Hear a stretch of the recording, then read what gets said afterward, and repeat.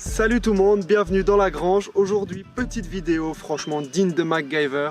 On va essayer de refabriquer un capteur qui n'est malheureusement plus livrable. Donc je vous embarque tout de suite avec moi dans la grange, mais restez bien jusqu'à la fin parce qu'il y a une petite surprise.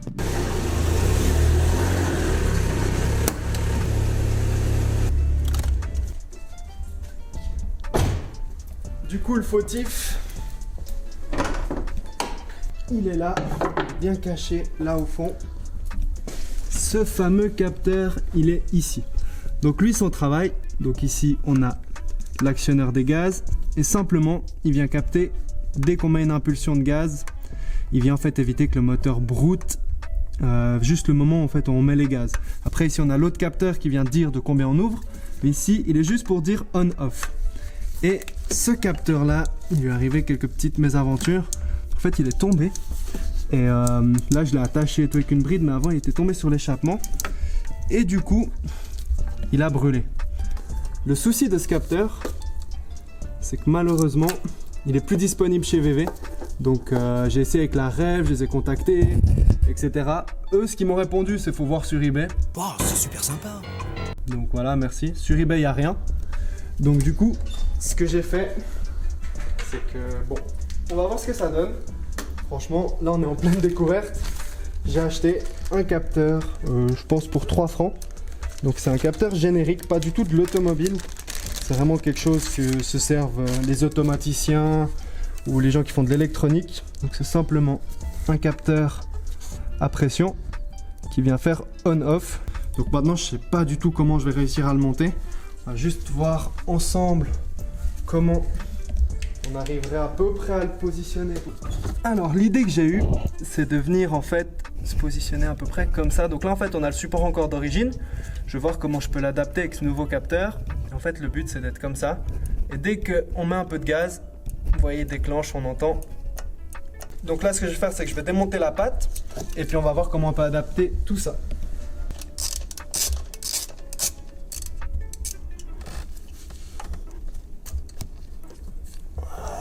Alors, le petit support. Donc on a quand même un petit réglage ici. Donc si jamais on pourra un petit peu jouer là-dessus.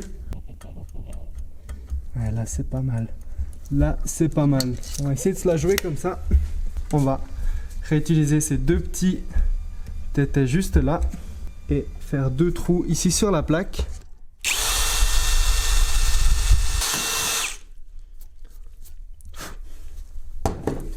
Là on a percé à 3 mm. Qu'est-ce que ça donne? On est pas mal du tout, à peine gros. Moi j'avais pas plus petit, je vous cache pas. Maintenant l'idée c'est de le fixer. Alors, comment on peut faire ça? Est-ce que je fais de la brute épaisse avec la colle? Ça me tente assez bien quand même. La solution magique, colle instantanée. Honnêtement, j'y crois pas du tout. Mais bon, j'ai que ça comme solution actuellement. Donc on va tenter. Donc l'idée, c'est déjà de mettre une bonne couche ici. Ça, c'est l'avantage d'avoir des gants.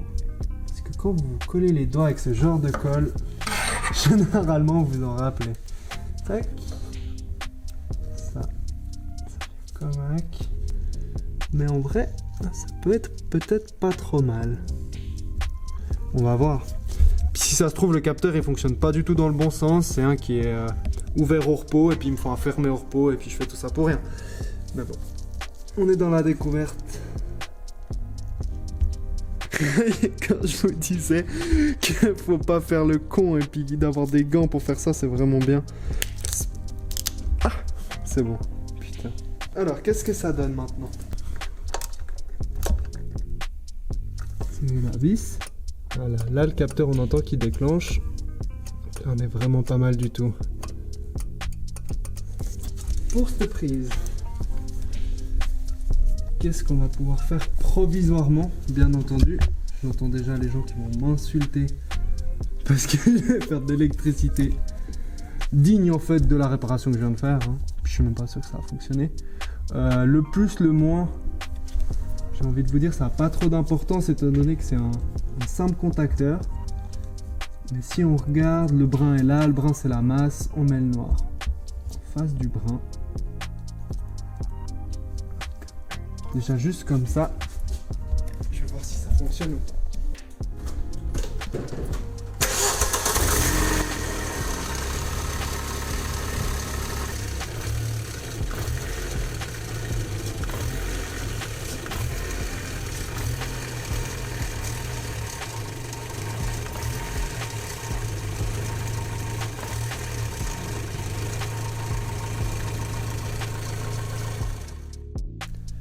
Bon ben, comme tu as pu le voir, c'est une déception. Le moteur il broute toujours.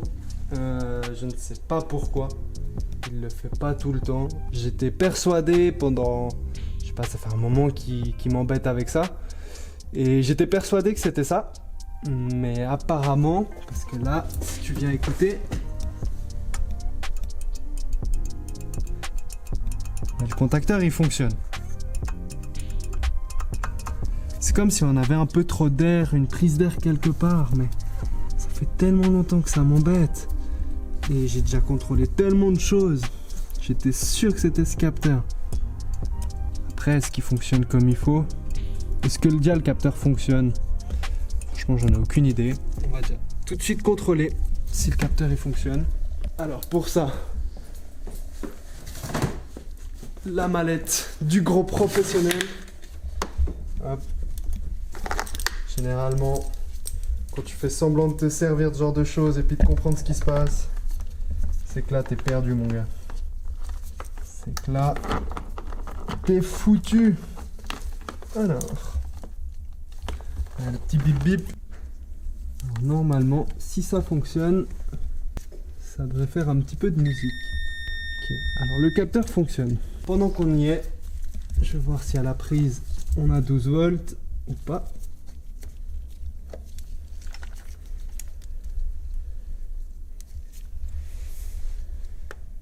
Ok, donc on a bien l'alimentation à la prise.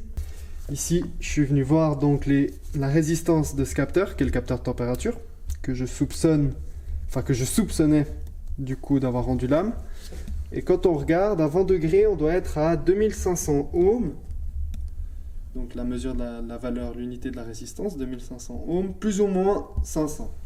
Et là, si je prends mon petit ohmmètre, on est à 2,3 kOhm, donc 2300 ohms. Donc ce capteur nous donne la bonne information au boîtier moteur. Donc c'est pas non plus le capteur de température d'admission. Ce qui ne m'arrange pas.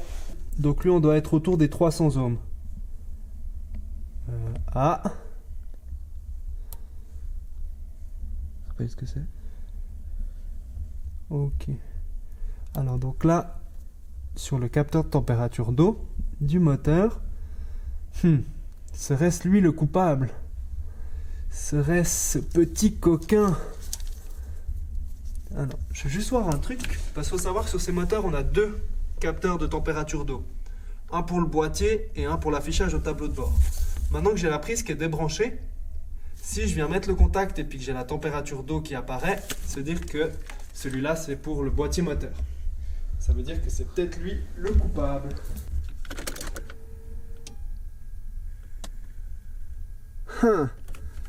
Donc c'est bel et bien le capteur du boîtier moteur qu'on a débranché et qui nous donne des valeurs qui veulent absolument rien dire. On tient peut-être notre suspect. Et ça les gars, mais vous voyez ça? Ça c'est le sourire. Ça c'est le sourire les gars. Putain. Alors attends.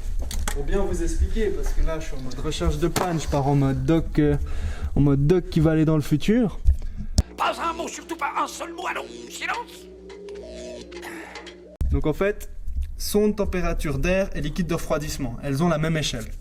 Et là, à 90 degrés, donc on a bien vu que la voiture elle est chaude, l'aiguille était au plein milieu, on est à 235 ohms, plus ou moins 35. Là, sur mon ohmmètre, j'ai mis l'échelle de 200. Et maintenant, si je viens regarder ici même, sur mon petit capteur qui est donc, ici c'est une durite d'eau, de refroidissement du moteur. Et là on est à 0,1. On n'a rien comme résistance. C'est-à-dire que ce capteur est mort. Histoire de confirmer tout ça, je me suis dit que j'allais faire quand même quelques tests en plus. Après mûre réflexion, je crois bien que ce capteur-là, que j'ai vu qu'il marchait pas très bien, c'est le capteur qui sert uniquement à la clim. Du coup, j'ai un peu des doutes sur son importance, son rôle dans ce problème-là. Du coup, je ne sais pas, je ne sais plus, je suis perdu et j'ai faim. Donc on va bouffer et on verra. Comme vous avez pu le voir, j'étais vraiment au bout de ma vie à la fin de cette vidéo. J'avais trop faim, j'arrivais plus à réfléchir, du coup j'ai décidé d'en arrêter là. Mais j'ai quand même commandé ce capteur, je vais le remplacer. Donc je vous retiendrai au courant de l'évolution du problème. En tout cas, je voulais vous remercier d'avoir regardé cette vidéo, j'espère qu'elle vous a plu. Et si vous avez des suggestions par rapport à ce souci, un autre capteur, etc., n'hésitez pas à lâcher ça en commentaire. Lâchez un petit pouce bleu si vous avez kiffé. Et moi, je vous laisse avec un petit bonus, une petite rentrée, une voiture que mon papa a ramenée récemment. Et vous risquez de la revoir dans quelques prochaines vidéos. Alors n'hésitez pas à vous abonner. Et moi, je vous dis à la prochaine.